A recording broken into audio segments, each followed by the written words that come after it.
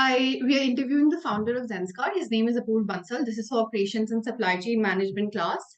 So Rahul Pandey sir and Sriram, this is Apurv. So I'll introduce Apurv. He's been to IIT Delhi and Howard Business School. He's also worked in companies like Bain and Company and Elevation Capital.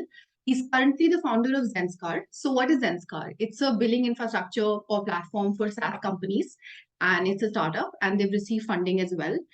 We are very excited to do this project on operations and supply chain management with Mr. Apurv Bansal. So, can you quickly tell us about the company, sir? Sure. So essentially what we're building is billing software. Our target customers are other software companies. And the problem we solve for them is billing automation. So in a nutshell, if you're a software company and you need to send bills to your customers on a monthly basis to get paid, that entire process of generating bills, computing the invoice amounts, sending invoices, collecting payments, that can tend to get fairly complex. And there are two ways in which companies solve this. One way is by putting people on the problem, which obviously is time consuming and also error prone. And the other way is by hiring engineers to automate this process. Given that in today's world, there is a scarcity of software engineers, we are providing a third-party solution that companies can leverage to solve these problems as opposed to having to hire somebody in-house to build a solution. Right. So, Apurv, have you faced any problems or any bottlenecks in the supply chain or operation side of the business or any other side till now? Honestly, ours is a tech-first business, and as a result, there isn't too much of supply chain in our business. We essentially build software, then we have to sell the software.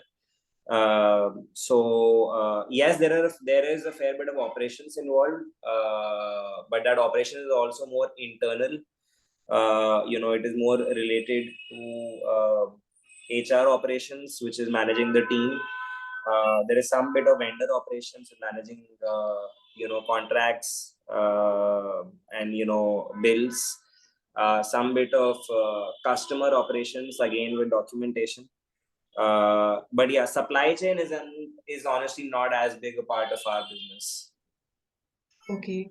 So we also, because if we make a diagram for your business in our like for our case study, then is there any way you could explain what happens when, like, so you are a B2B, right? Like you are directly, right? So you're a B2B.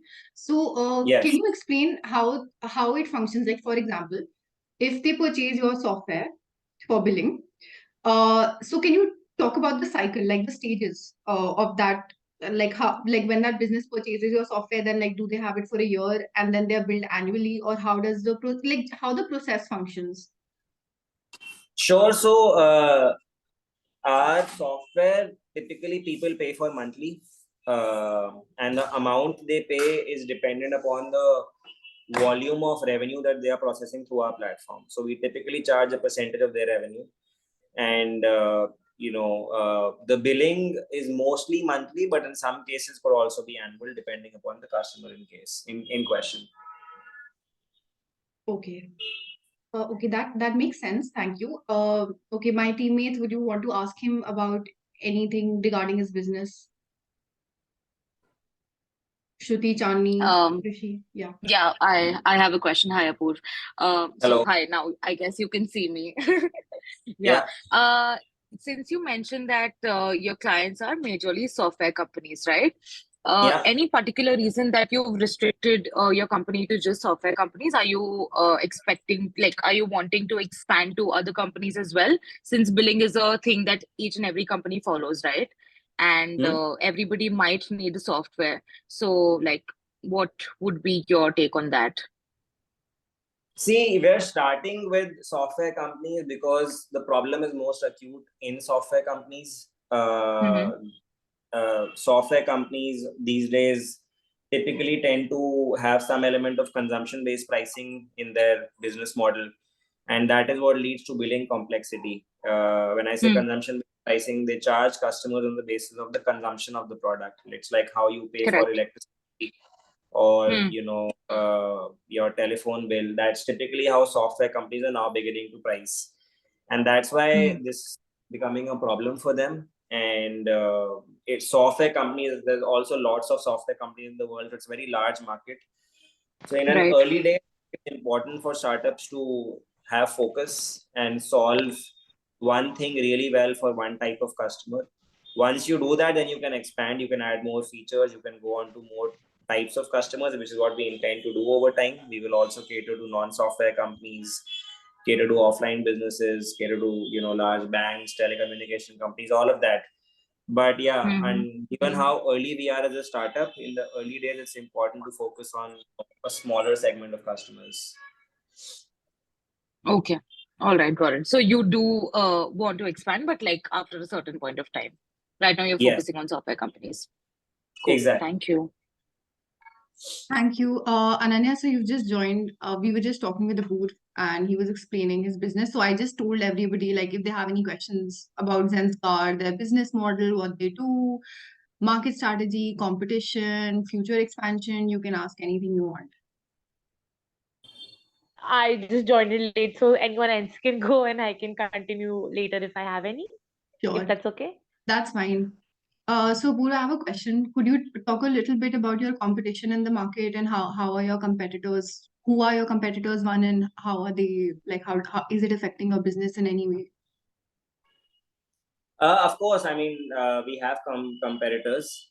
Most of our competitors are legacy companies. These are all companies that were started more than a decade ago.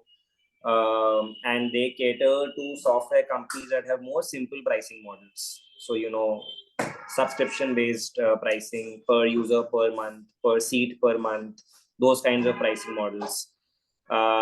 Given the recent shift in the industry where the pricing models of software companies are changing, and they're moving from a subscription-based pricing to more of a consumption-based pricing.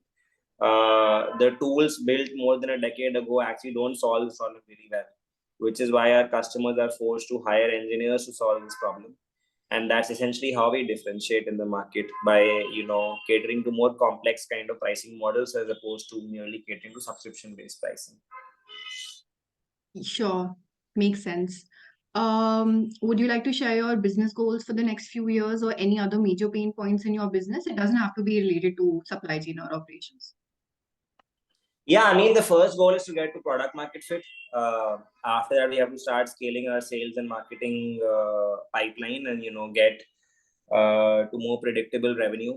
And after that, further scale both product development and GTM to get to a point where we can start to hit break even.